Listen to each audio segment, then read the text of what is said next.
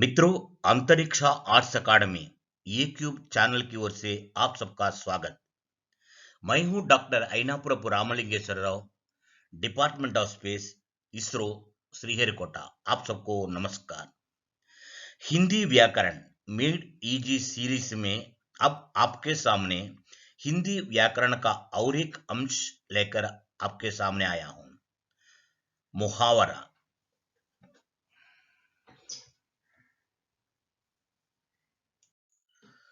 मित्रों, हिंदी व्याकरण का मेड इजी सीरीज अब आपके सामने है। इन सीरीज के द्वारा हिंदी व्याकरण को आप बहुत आसान से सीख सकते हैं। आइए अब सीखेंगे मुहावरा। इसे अंग्रेजी में कहते हैं idiom.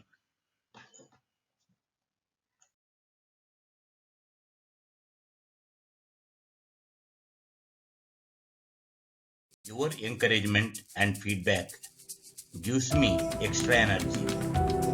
Please subscribe, share and forward my videos. Namaste.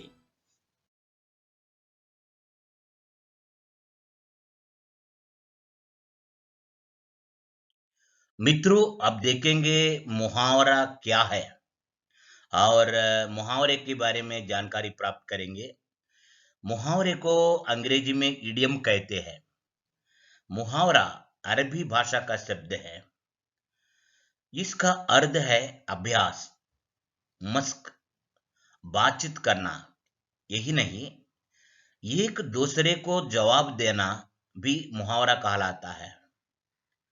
मित्रों, अपने भावों और विचारों को अधिक आकर्षक तथा प्रभावशाली बनाने के लिए मुहावरों का प्रयोग किया जाता है।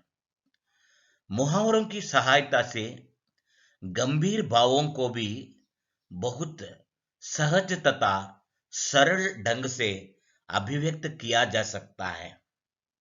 मुहावरे भाषा को प्रवाहपूर्ण बनाते हैं। आपके सामने कुछ उदाहरण प्रस्तुत करना चाहता हूं। देखिए मित्रों, प्राण सूखना एक मुहावरा है। उसका अर्थ है डर लगना। सामने सांप को देखकर मुझे डर लगा, ये तो साधारण वाक्य है। इसे डर लगना, इसके लिए एक मुहावरा का प्रयोग भी हम कर सकते हैं। सामने सांप को देखकर मेरे प्राण सूख गए। इस प्रकार कहने से वह भाषा बहुत आकर्षक बन जाती है। उसी प्रकार और एक उदाहरण देख लीजिए। हिम्मत टूटना, उसका अर्थ है साहस समाप्त होना। ये साहस समाप्त होना, यह शब्द को या शब्दांश को वाक्य में प्रयोग करने से वह साधारण वाक्य बन जाता है। लेकिन यदि आप हिम्मत टूटना मुहावरे का प्रयोग करने से इस वाक्य का आकर्षण बढ़ जाता है। देख लीजिए, पिता की मृत्यु का समाचार सुनकर राम की हिम्मत टूट गई। मित्रों, अब देखेंगे मुहावरे की परिभाषा क्या है। जब कोई वाक्य या वाक्यांश अपने साधारण अर्थ को छोड़कर किसी विशिष्ट अर्थ को प्रकट करे, तब वह मुहावरा कहलाता है।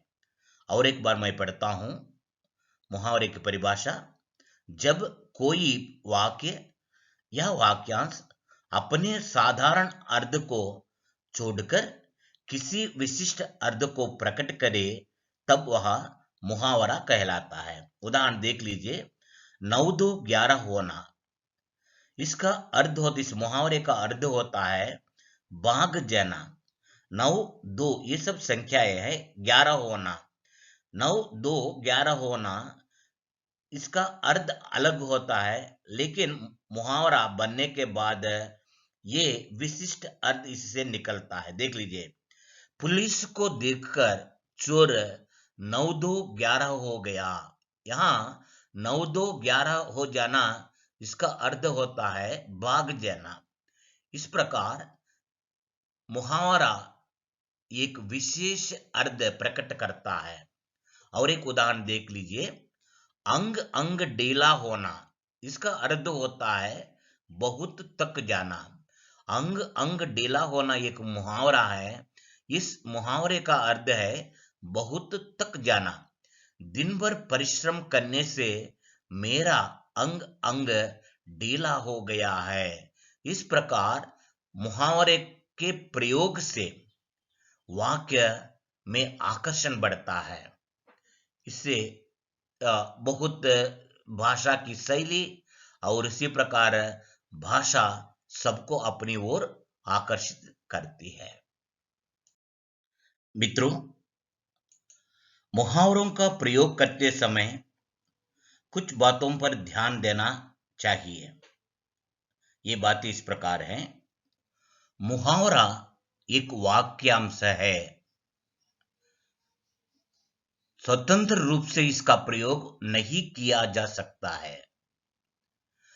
प्रयोग करते समय मुहावरा वाक्य के अनुसार परिवर्तित होता है।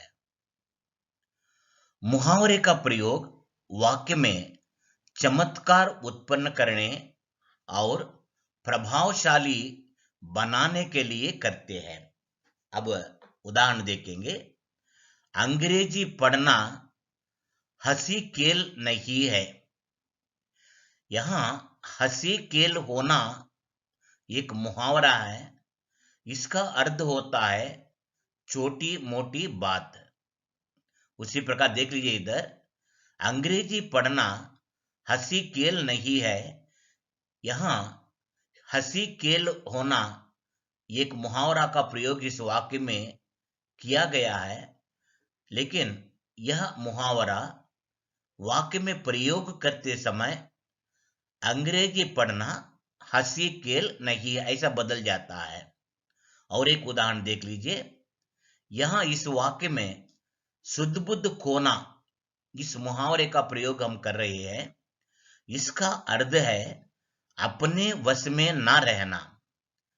शुद्ध बुद्ध खोना, इस मुहावरे को वाक्य में प्रयोग कर रहे हैं। देख लीजिए।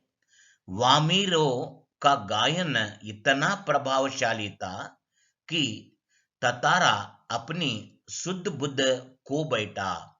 शुद्ध बुद्ध खोना, ये तो मुहावरा है, लेकिन यह मुहावरा शुद्ध बुद्ध खो बैठा ऐसा बदल गया है। इस प्रकार वाक्य में मुहावरा का प्रयोग करते समय वह वाक्य के अनुसार परिवर्तित होता है। वामिरो का गायन इतना प्रभावशाली था कि ततारा अपनी शुद्ध बुद्ध को बैठा। मित्रों, आप देखेंगे कुछ मुहावरे और उनका अर्थ। आपा खोना, अहंकार नष्ट करना। घर जलाना, स्वयं को खत्म करना। लाज रखना, सम्मान की रक्षा करना। बाहु बढ़ाना, सहायता करना। मौत से गले मिलना, सहर्ष बलिदान देना। सिर झुकना, परास्त होना। दबे पांव आना, चोरी चोरी आना। पापड़ बेलना, कठिन काम करना। रंग दिखाना, प्रभाव दिखाना। बाट जोहना, प्रतीक्षा करना। आग बबूला होना, बहुत क्रोध में आना। शुद्ध बुद्ध खोना, अपने वश में न रहना। दीवार खड़ी करना, बाधा उत्पन्न करना। काम तमाम करना, जान से मार डालना। हक्का बक्का होना, हैरान होना। तू तू मैं, झगड़ा करना। खून खौलना, क्रोध उफनना। गिद्ध दृष्टि, बुरी नजर। चमड़ी उधेड़ना, बुरी तरह पेश आना। हाय हाय करना, अपने कष्टों का रोना रोना। इस प्रकार मुहावरे के अर्थ होते हैं। मित्रों, आप देखेंगे मुहावरों को वाक्यों में प्रयोग कैसा करें, मुहावरों का प्रयोग वाक्य में किस प्रकार हम कर सकते हैं, इसके बारे में जानकारी प्राप्त करेंगे। हाथ ना आना एक मुहावरा है, उसका अर्थ होता है पकड़ा ना जाना। वजीर अली वही जंगलों में फिर रहा है और हाथ नहीं आता है, वह पकड़ में नहीं आ रहा है, इसका अर्थ है काम तमाम करना। इस मुहावरे का अर्थ है जान से मार डालना।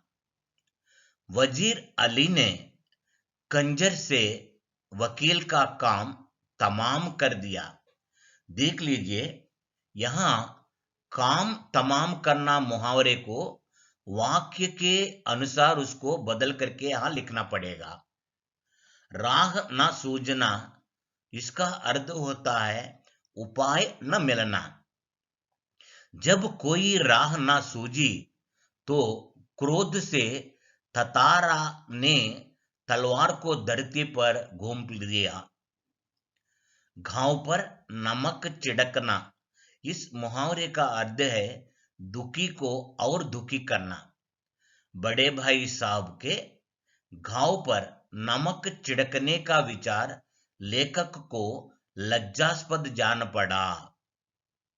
उसी प्रकार और एक मुहावरा है लोहे के चने चबाना, इसका अर्थ है बहुत कठिनाई उठाना।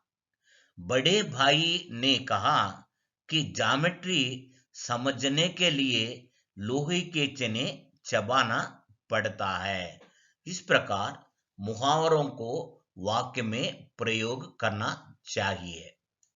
मित्रों, इन वाक्यों में मुहावरों को पहचान कर उनका अर्थ लिखिए। ऐसे प्रश्न भी आपको परीक्षा में पूछे जाएंगे। देख लीजिए, मेरे दर्जे में आओगे लाला तो ये सारे पापड़ बेलने पड़ेंगे और तब आटे दाल का भाव मालूम होगा। इस वाक्य में जो मुहावरे हैं उनको आपको पहचानना है और उनका अर्थ भी आपको लिखना पड़ेगा। मेरे दर्जे में आओगे लाला तो ये सारे पापड़ बेलने पड़ेंगे और तब आटे दाल का भाव मालूम होगा। इस वाक्य में दो मुहावरे हैं। पहला है पापड़ बेलना, इसका अर्थ होता है कठिन काम करना। और दूसरा मुहावरा है आटे दाल का भाव मालूम होना, इसका अर्थ है कठिनाई का सामना करना। उसी प्रकार और एक वाक्य आपके लिए, गायन इतना प्रभावी था कि वह अपनी सुध बुद्ध खोने लगा। इसमें मुहावरा है सुध बुद्ध खोना, इसका अर्थ है अपने वश में न रहना। तीसरा वाक्य है वामीरों के रोदन स्वरों को सुनकर उसकी मां वहां पहुंची और दोनों को देखकर आग बबूला हो उठी। इस वाक्य में आग बबूला होना एक मुहावरा है, इसका अर्थ है क्रोध से भर जाना। इस प्रकार कुछ वाक्य देकर उनमें जो मुहावरे हैं उनको पहचान कर उनका अर्थ भी आपको कुछ समय लिखना पड़ेगा। Hi friends, thanks for watching my video. Thanks one more time for subscribing my channel. If you feel this video is worthy, please share and forward to the needy. Thank you. Thank you very much. Hi friends, we'll meet with another video soon. Please give your feedback to ainaprapu@gmail.com. मित्रों, बहुत धन्यवाद। यदि आपको कोई doubt होने पर ainaprapu@gmail.com पर आप संपर्क कर सकते हैं। मेरे तरह तरह के वीडियो को आप मेरे YouTube चैनल पर जाकर आप देख सकते हैं। YouTube चैनल का एड्रेस है डॉक्टर आइनापुरपु रामलिंगेश्वर राव। जय हिंदी, जय हिंद।